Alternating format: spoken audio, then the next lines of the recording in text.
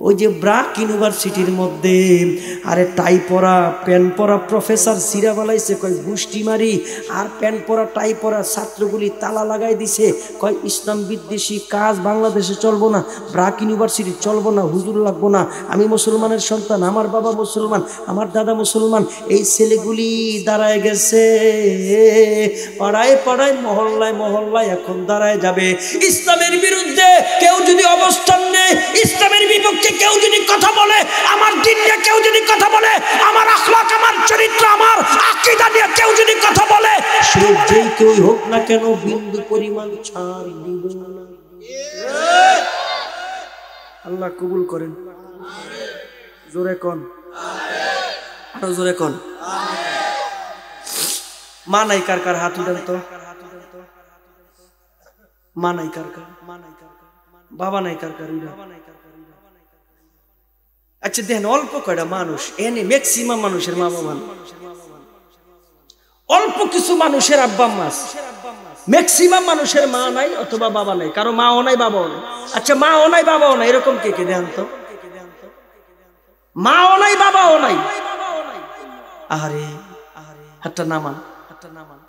এই কনকনে শীতের মধ্যে এত সুন্দর ব্যবস্থাপনা বয়ে থাকতে পারতেছেন? হ্যাঁ, এই যে অন্ধকার কবর, মারে ঘুম পাড়াইছে, বাবারে ঘুম পাড়াইছে।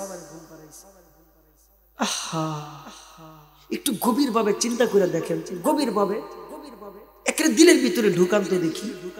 এই সম্পদ আপনার আগে ছিল আপনার বাবা মালিক, আপনার বাবার আগে ছিল আপনার দাদা মালিক, আপনার দাদার আগে ছিল দাদার দাদা মালিক, এরপরে দাদার দাদা মারা যাওয়ার পরে অটোমেটিক দাদাই মালিক হয়েছে, দাদাই মালিক হওয়ার পরে বাবাই হয়েছে, বাবাই মালিক হওয়ার পরে মারা যাওয়ার পরে সন্তান হয়েছে, সন্তান আমি মারা যাওয়ার পরে আমার সন্তান হবে, আমার সন্তান মারা যাওয়ার পরে এর সন্তান হবে।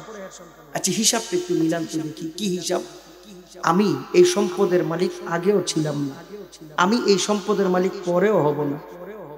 ঠিক ঠিক, এই সম্পদের মালিক আমি আগেও ছিলাম না, এই সম্পদের মালিক আমি পরেও থাকবো না। ঠিক বলেন না? ঠিক। তাহলে রেজাল্ট কি? সব জানি, সব জানি। এই পৃথিবীর হায়াত আখেরাতের দিনের মাত্র 1.5 মিনিট।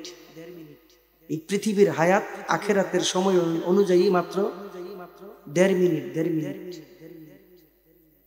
কি রে ভাই?